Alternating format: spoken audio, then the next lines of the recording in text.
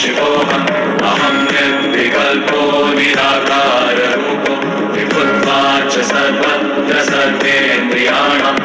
শুভ সকাল বন্ধুরা, হরে কৃষ্ণ, রাধে রাধে। আশা করছি তোমরা সবাই খুব ভালো আছো, আমিও খুব ভালো আছি। তো আজ হচ্ছে 8 তারিখ, আর আজ কিন্তু মহাশিবরাত্রির দিন। তো আজকেই কিন্তু সকল শিব ভক্তরা আজ দেবাদিদেব মহাদেবের মাথায় কিন্তু আজকে জল ঢালবে। আর ঠিক সেই রকমই আজ হচ্ছে পুরঞ্জিত, অর্থাৎ আমার বন্ধু, ও কিন্তু আজ মহাদেবের আজকে উপাসনায় বসবে।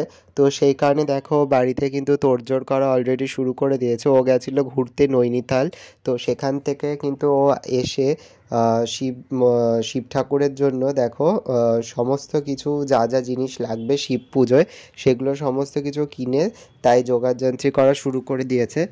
আর বন্ধুরা, তোমরা কে কে এই বছর শিবরাত্রি করছো আমাকে জানিও। আমিও শিবরাত্রি এবছর করেছি, কিন্তু আর আলাদা করে ব্লগ বা ভিডিও কোনো কিছুই বানানো হয়নি আমার। তো বন্ধুরা, পুরঞ্জিত কিন্তু বাইরে থেকে এই গোপালের জন্য এই সুন্দর জামাটা এনেছে, তার সাথে একটা ম্যাচিং করা পাগড়ি দেখো কি সুন্দর লাগছে, আর দুপাশে ময়ূর দিয়েছে। সত্যি বলতে শিবরাত্রি তো পুজো করছে, তার সাথে গোপালকেও যে এত সুন্দর সাজিয়েছে শিবরাত্রিকে, খুবই সুন্দর লাগছে আজকে গোপাল সোনাকে। ননী সোনাকে মানে দেখে আর চোখ ফিরানোই যাচ্ছে না ননী সোনার থেকে। তো দেখো ও কিন্তু আরতি করে নিচ্ছে ননী সোনার। আর ও কিন্তু যেখানে ঘুরতে গেছিলো সেখান থেকে অনেক প্রদীপ কিনে এনেছে, তারপর ধূপকাঠি কিনে এনেছে, অনেক কিছুই কিনে এনেছে, এমনকি গোপালের ড্রেস এনেছে। আবার আমার গুল্লু সোনার জন্য একটা খুব সুন্দর পাগড়ি এনেছে, যেটা ও আমার গুল্লু সোনাকে তার জন্মদিন উপলক্ষে দেবে।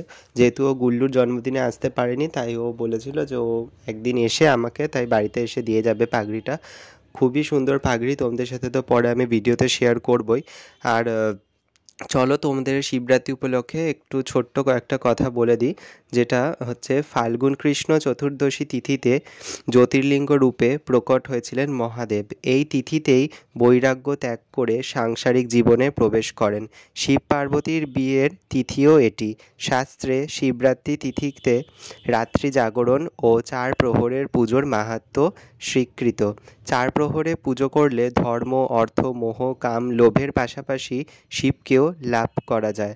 তো এই কারণেই তোমরা কারা কারা এই বছর শিবরাত্রি পালন করছো সেটা তো কমেন্টে জানাবেই। তার সাথে দেখো ও কিন্তু এখানে দুধ, দই, ঘি, মধু, শর্করা সব কিছু দিয়ে পঞ্চামৃত বানিয়ে কিন্তু রেডি করে রেখেছে শিব ঠাকুরের মাথায় ঢালবে বলে। আর এখানটায় দেখো কত সুন্দর করে সাজিয়েছে। পেছনে একটা দেখো শোলার ওপর মাটির ডিজাইনের মধ্যে আবার এরকম সাদা আলপনা করা একটা চালচিত্র করেছে। তারপর কি সুন্দর পাথরের থালার মধ্যে বাটি দিয়ে তার ওপর শিব ঠাকুরকে বসিয়েছে, আর চারিপাশ থেকে আকন্দ ফুলের মালা দিয়েছে। সত্যি খুবই সুন্দর লাগছে।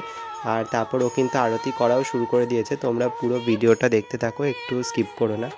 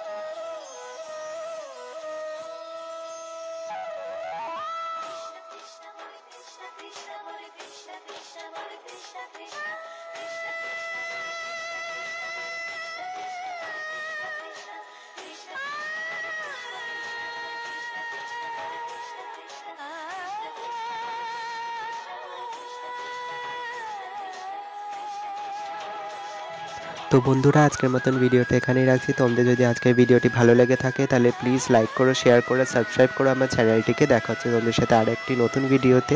হরে কৃষ্ণ, রাধে রাধে বন্ধুরা।